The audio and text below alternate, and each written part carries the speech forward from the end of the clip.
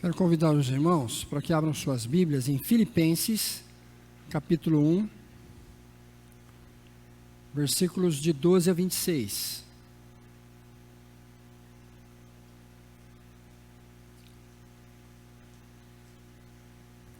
Filipenses, capítulo 1, de 12 a 26.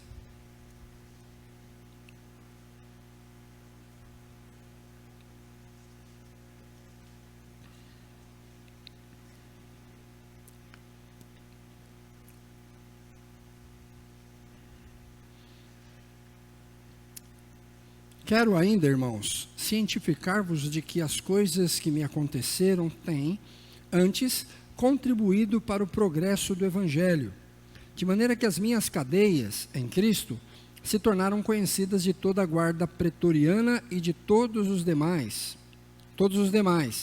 E a maioria dos irmãos, estimulados no Senhor por minhas algemas, ousam falar com mais desassombro a palavra de Deus. Alguns, efetivamente, proclamam a Cristo por inveja e porfia. Outros, porém, o fazem de boa vontade. Estes, por amor, sabendo que estou incumbido da defesa do Evangelho. Aqueles, contudo, pregam a Cristo por discórdia, insinceramente, julgando suscitar tribulação às minhas cadeias. Todavia, que importa? Uma vez que Cristo, de qualquer modo, está sendo pregado, quer por pretexto, quer por verdade. Também com isto me regozijo. Sim, sempre me regozijarei. Porque estou certo de que isto mesmo, pela vossa súplica e pela provisão do Espírito de Jesus Cristo, me redundará em libertação, segundo a minha ardente expectativa e esperança de que em nada serei envergonhado. Antes, com toda a ousadia, como sempre, também agora, será Cristo engrandecido no meu corpo, quer pela vida, quer pela morte. Porquanto, para mim, o viver é Cristo e o morrer é lucro. Entretanto, se o viver na carne traz fruto para o meu trabalho, já não sei o que hei de escolher. Ora, de um e outro lado, estou constrangido, tendo desejo de partir e estar com Cristo, o que é incomparavelmente melhor. Mas, por vossa causa, é mais necessário permanecer na carne. E convencido disto, estou certo de que ficarei e permanecerei com todos vós, para o vosso progresso e gozo na fé, a fim de que aumente quanto a mim o motivo de vos gloriardes em Cristo Jesus, pela minha presença, de novo, convosco.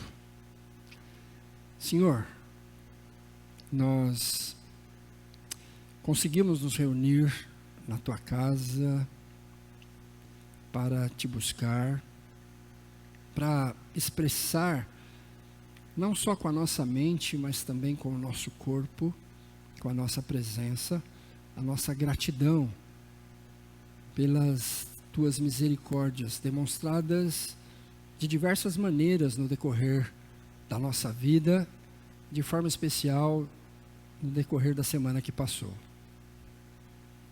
E a nossa visão, Senhor, é de que o Senhor está conosco sempre. E mesmo com os desafios que esta semana que hoje iniciamos possam se apresentar diante de nós, nós temos certeza de que o Senhor está à frente, não nos deixando sozinhos.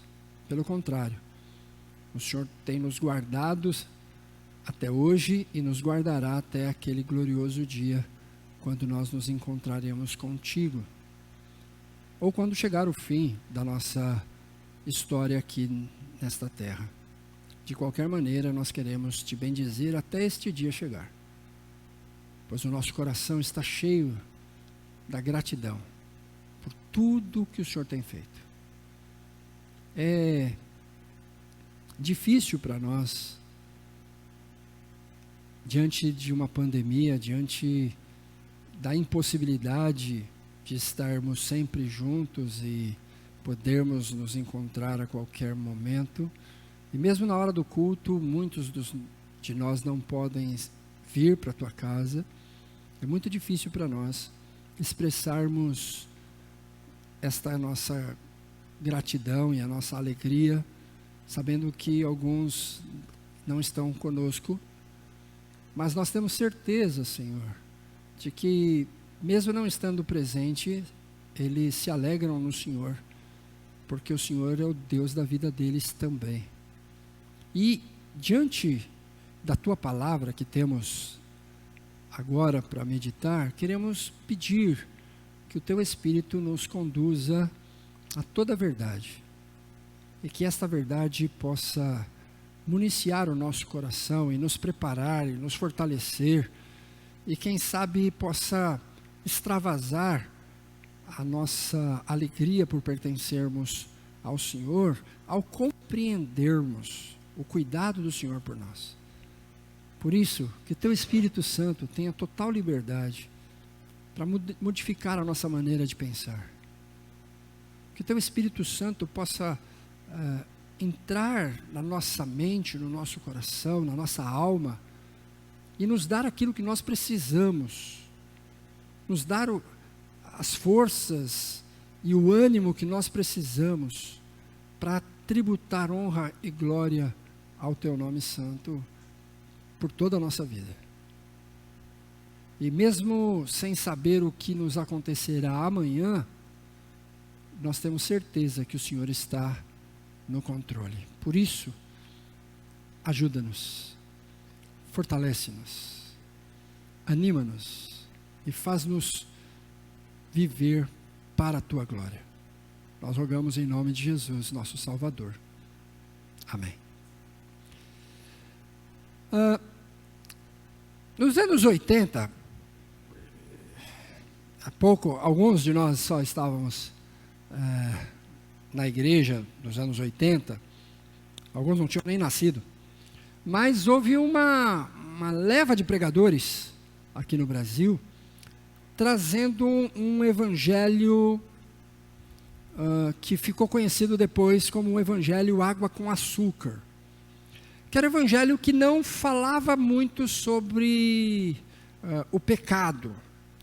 Pelo contrário, na verdade, a pregação é que você precisava de Jesus e que você podia vir para Jesus do jeito que você estivesse, e que isso não implicaria numa mudança de vida.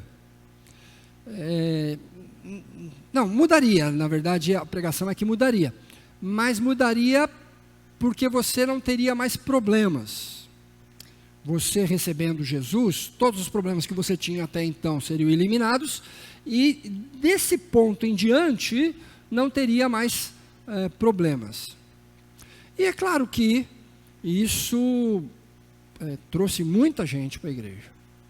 Muitas pessoas vieram para a igreja, mas na mesma velocidade que as pessoas vinham para a igreja, elas também saíam da igreja. Então havia uma rotatividade muito grande nas igrejas. Até igrejas reformadas, até igrejas históricas isso acontecia, porque era um tipo de pregação, era uma forma de pregar, que depois se denominou como sendo teologia da prosperidade. Ainda era teologia da prosperidade, mas estava ainda em germe, né? Estava ainda começando, então havia muitos pregadores e muitas formas de se falar desse tipo de evangelho água com açúcar. E na verdade foi exatamente nesta época que Deus teve misericórdia da minha vida e me trouxe para a igreja. E eu me lembro de várias pregações que eu ouvia, e tinha também no rádio, né? Também muitas vezes no rádio, pregações assim. E quando eu cheguei aqui na igreja, convidado por um recém-convertido, que estava frequentando a igreja, e quando eu vim para a igreja, o pastor pregou o Salmo 23, e ele pregou: ainda que eu ande pelo vale da sombra da morte, não temerei mal nenhum.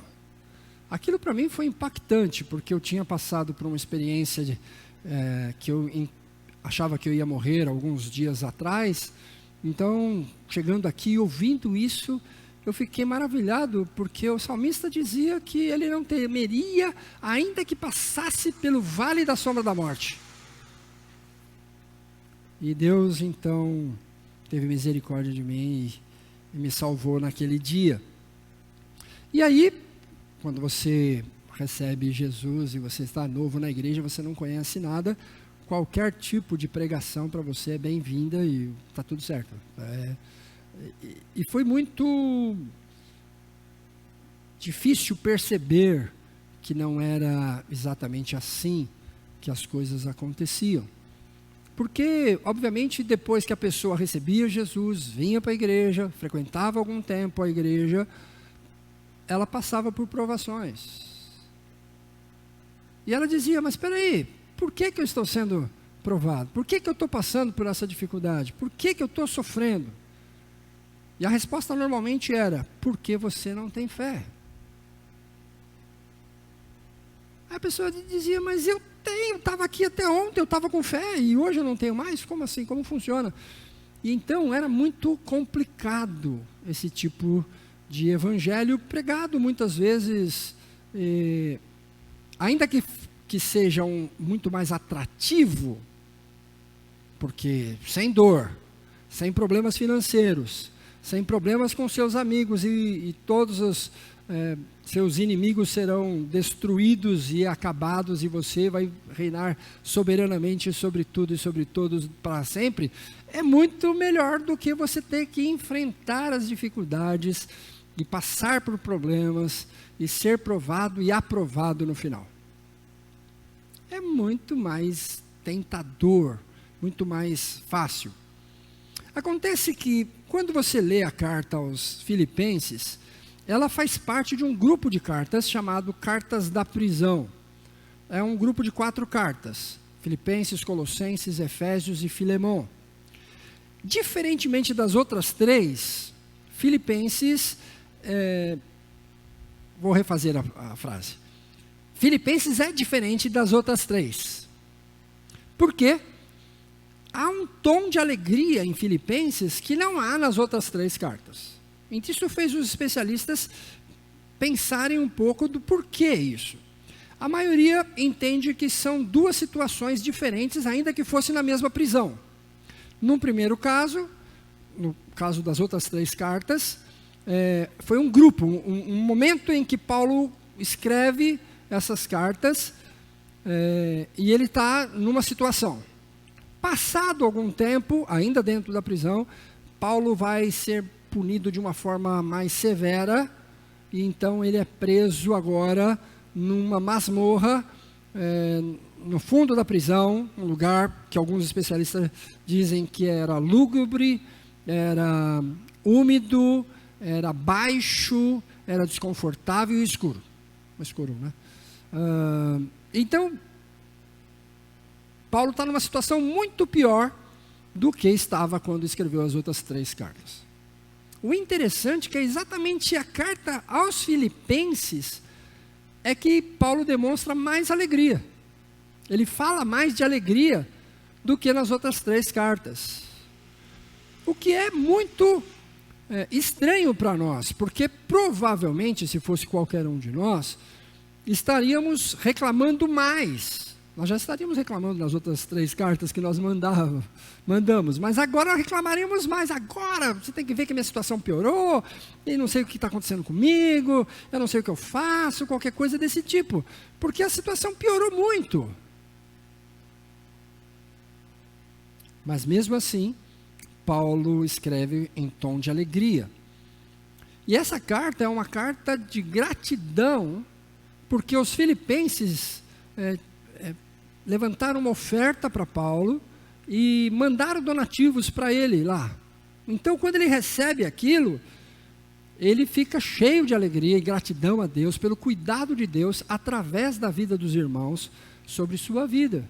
Então, ele escreve esta carta agradecendo aos irmãos e mostrando que não é a comida, não é o donativo em si que o faz feliz, mas a preocupação dos irmãos por ele, que o encheu de alegria. Pensando nisto, como é que você reage diante das dificuldades? Como é que você reage diante dos problemas que você sofre? Talvez você esteja passando por um problema agora, nesse momento. Não é difícil. Como você tem reagido? Paulo fala aqui para nós, ele dá um exemplo de como passar pelo sofrimento ou pelos sofrimentos desta vida. É claro que a situação de Paulo é prisão, a situação de Paulo é isolamento por causa da prisão, estar na masmorra, talvez sofrendo lá no fundo de um lugar insalubre. Os nossos problemas sejam outros.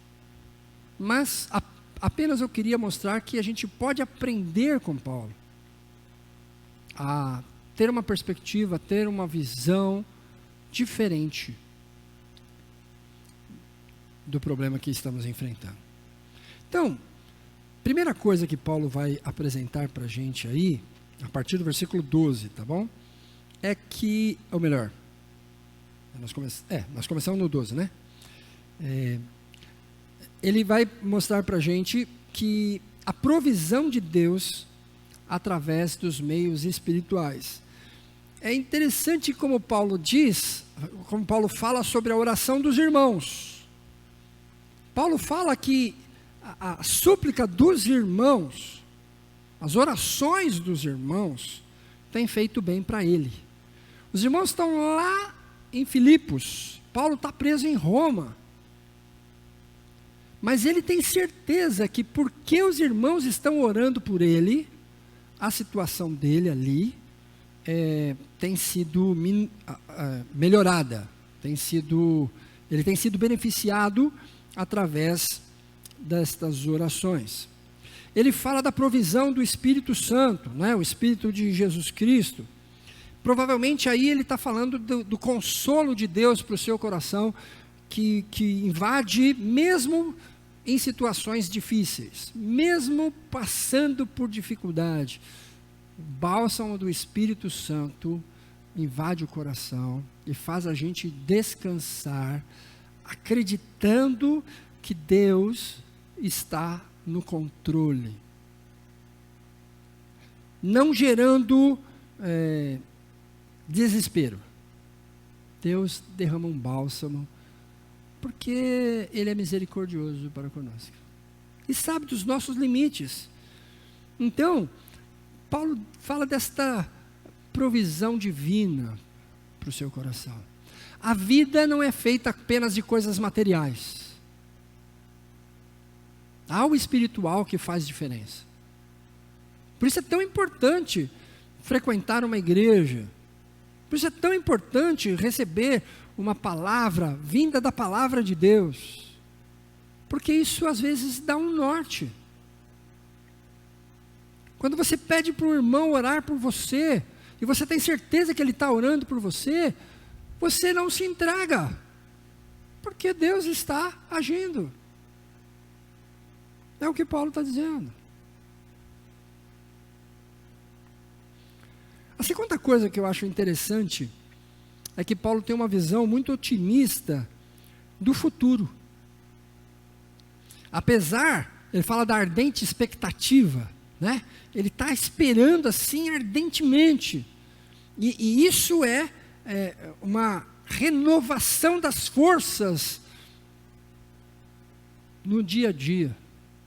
Talvez é o mesmo carcereiro que leva a mesma comida todo dia para ele.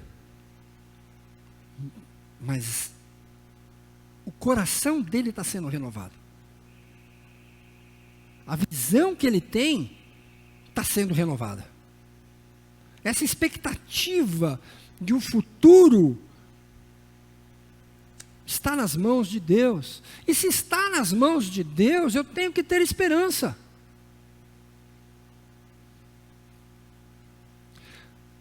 É muito estranho quando a gente diz assim, está nas mãos de Deus. Mas quase que entregando os pontos, né? Eu já vi muita gente fazer isso. A pessoa vai no médico, aí depois o médico encaminha para um especialista, e o especialista faz alguns exames e manda para o maior especialista no Brasil, e às vezes fora do Brasil. E aí você chega lá e o médico olha assim para o seu exame, olha para você, olha para o exame, olha para você, olha para o exame, e diz: não tem jeito, não tem nada que a gente possa fazer. Aí você diz: está nas mãos de Deus. Agora! Você deixou por último. Não faz muito sentido, né? Estava nas mãos de Deus desde o primeiro médico. Você devia crer. Quem encaminhou. Ou resolveu, né? De repente te deu lá o remédio e resolveu. Porque a visão que Paulo passa para a gente é que se Deus está agindo, você deve ter esperança.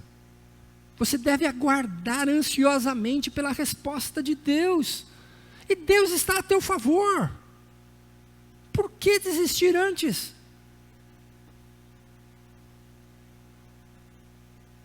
Paulo não. Paulo tem uma visão otimista aqui.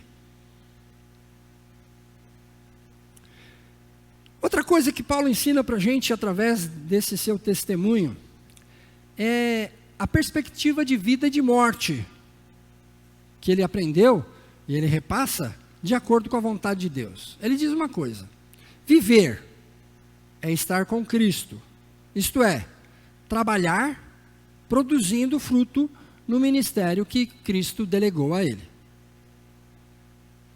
Morrer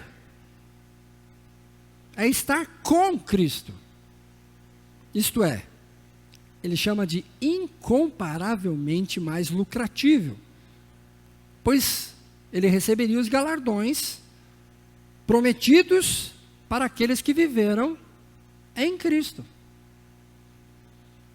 Então, se você tiver essa mesma perspectiva de Paulo sobre vida e sobre morte, você vai estar tranquilo sempre. Se viver, vai viver em Cristo. O Senhor vai estar ao seu lado, te fortalecendo, te equipando, te preparando, né? Te animando. Se for o contrário, se você chegar a morrer, você vai estar com Cristo. Isso significa dizer que você vai receber os galardões prometidos por Cristo, porque você viveu para Ele aqui. Então, Paulo está dizendo, não tem jeito da gente perder. Quer seja pela vida, quer seja pela morte, você está ganhando. Essa visão muda tudo. Porque tem muita gente que morre de medo de morrer. A pessoa sofre porque vai no médico. Ué, se você não for no médico, você pode morrer. Não, mas eu estou com medo de ir no médico e ele falar alguma coisa que seja ruim. Mas se você não for, resolve o quê? Você continua com a coisa ruim. Você só não sabe. Mas está lá. Então não é. A questão não é que o médico vai dizer. Não é. A questão é como você encara isso. O fato de você não saber não elimina o problema.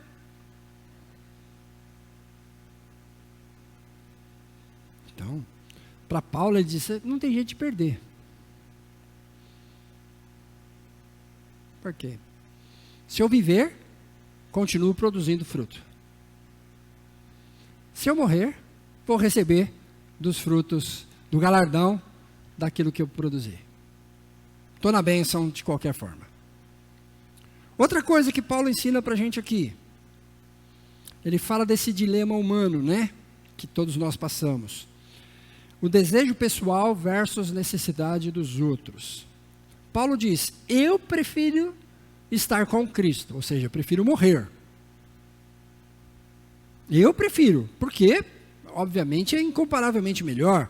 Não vou mais passar por sofrimento, ninguém vai me acusar falsamente, não vou ser preso numa masmorra, não vou ter que comer aquela gororoba que estão me servindo aqui, não vou ter que... Eu tenho uma série de vantagens em morrer, numa situação difícil dessa. E na maioria das vezes, quando a gente passa por um sofrimento prolongado, a gente começa a pensar assim. Você começa a pensar... Esses dias atrás, nós soubemos do falecimento de uma irmãzinha nossa, lá da igreja de São Miguel.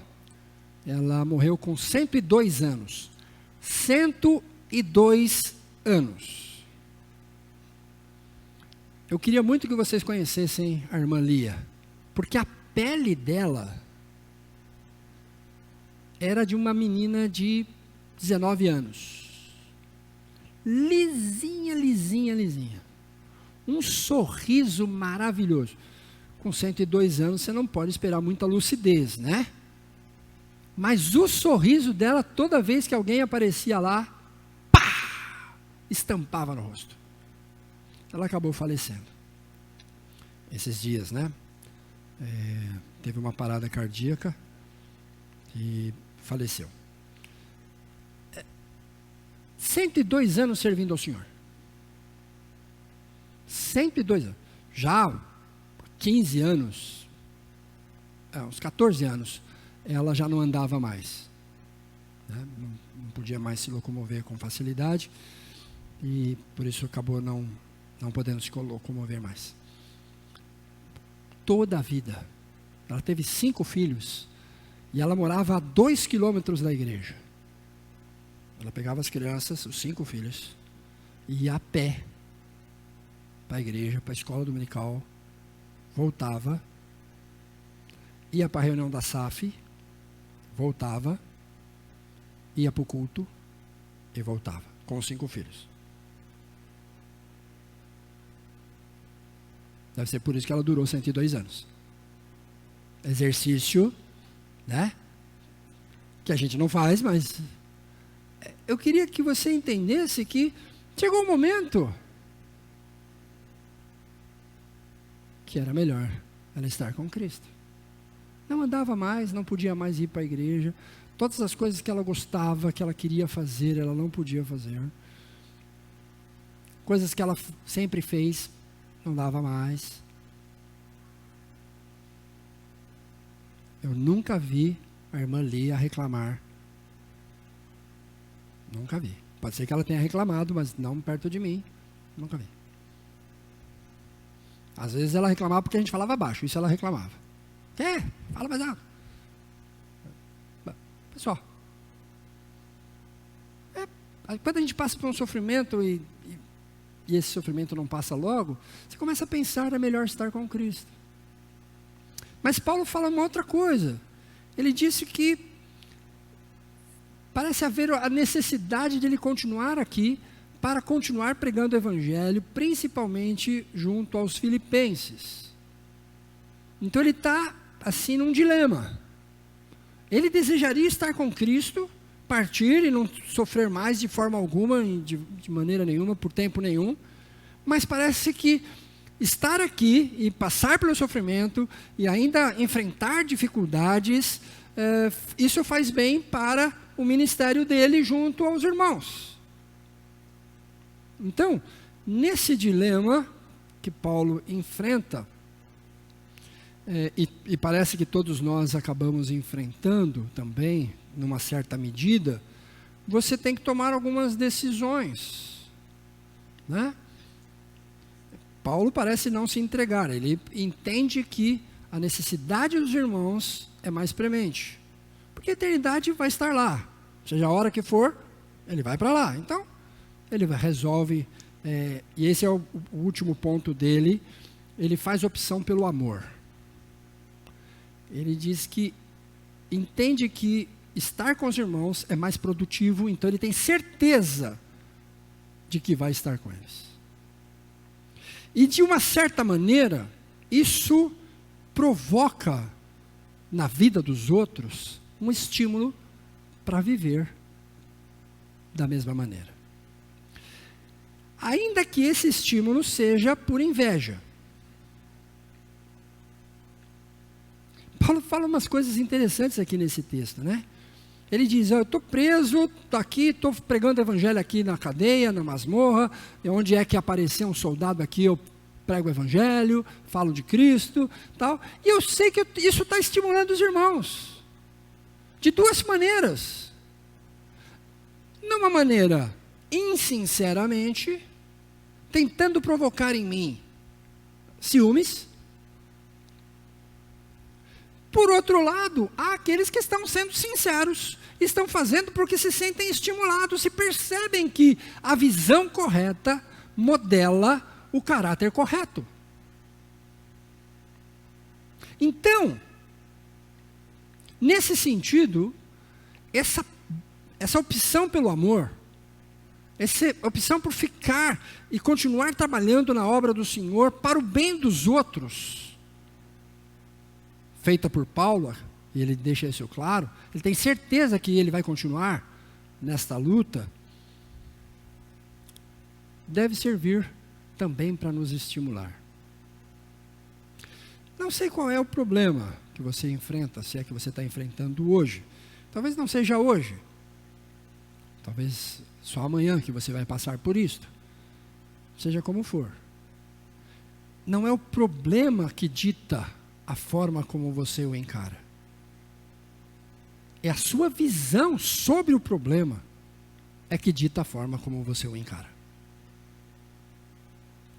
É como a gente enxerga a boa mão de Deus sobre nós, é que modifica aquilo que está acontecendo com a gente.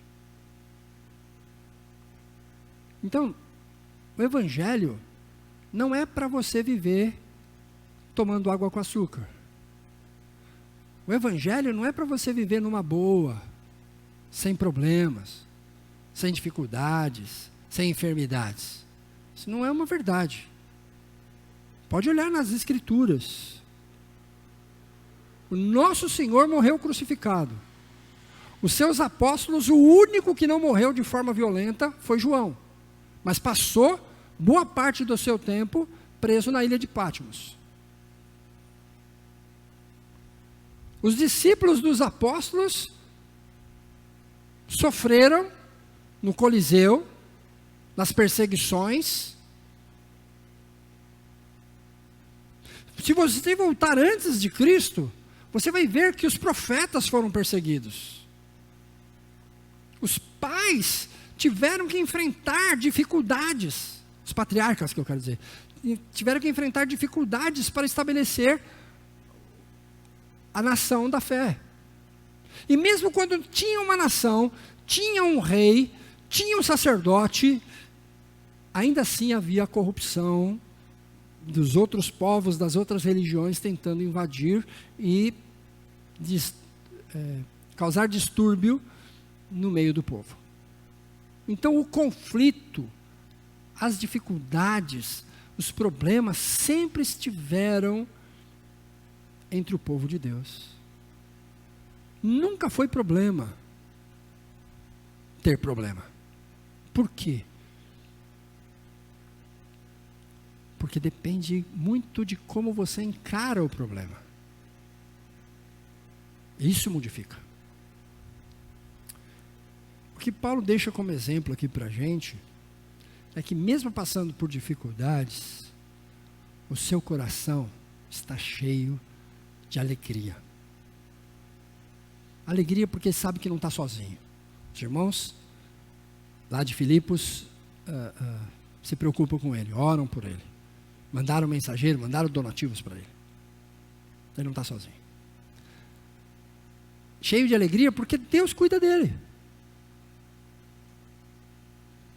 E, mais do que isso, Deus tem dado um ministério para ele. A oportunidade de trabalhar em nome de Jesus. Deus nos deu salvação. E não há nada mais precioso que isso. Quem tem salvação não tem jeito de perder. Quer continue vivo, quer morra, ele ganha. Porque também não adianta você ganhar o mundo inteiro se você perder a sua alma eterna.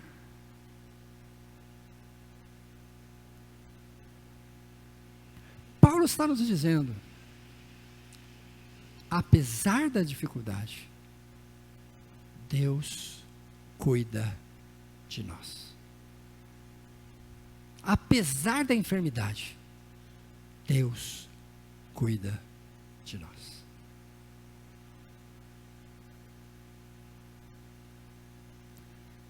Assim como Paulo, eu quero ter o coração cheio de alegria e de esperança nestas verdades. Vamos orar? Senhor, a gente está lendo aqui na Tua Palavra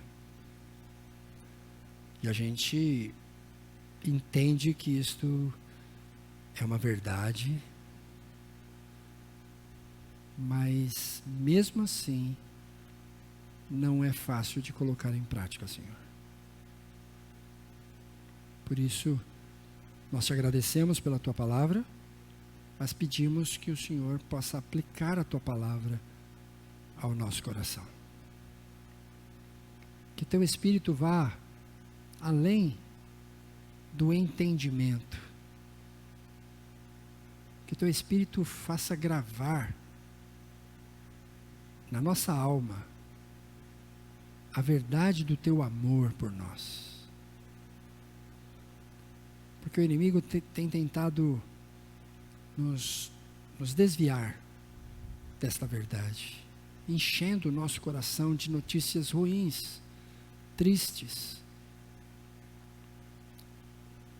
Por isso nós pedimos que o consolo do Teu Espírito Santo, a força do Teu Espírito Santo, a clareza do Teu Espírito Santo possa iluminar a nossa alma e fazer com que estas verdades possam vencer até mesmo as situações mais difíceis que tenhamos de enfrentar. Que o Senhor nos dê graça.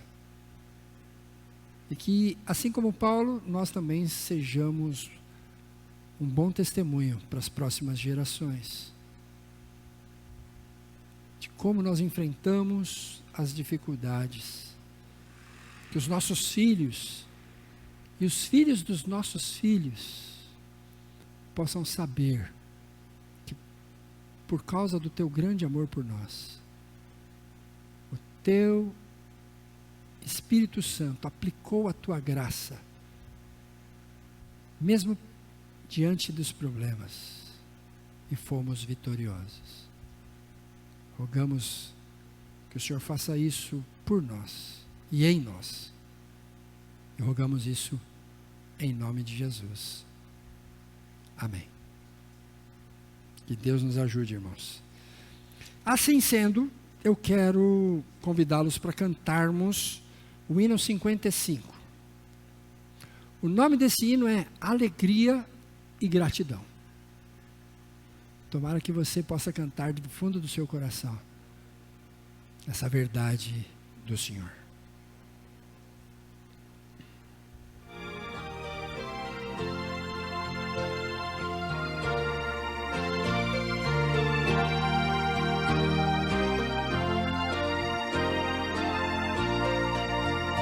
Cantai alegremente, cantai a Deus louvor, trazei a Ele canto de exultação e amor. É Deus quem faz a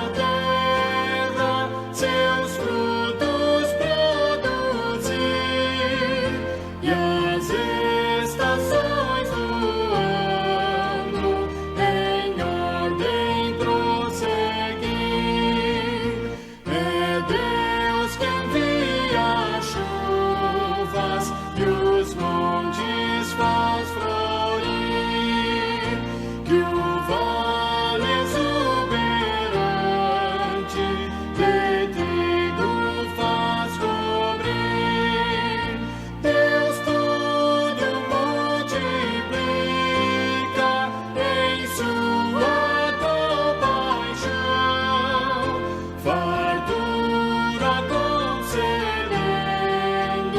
com dadivosa mão.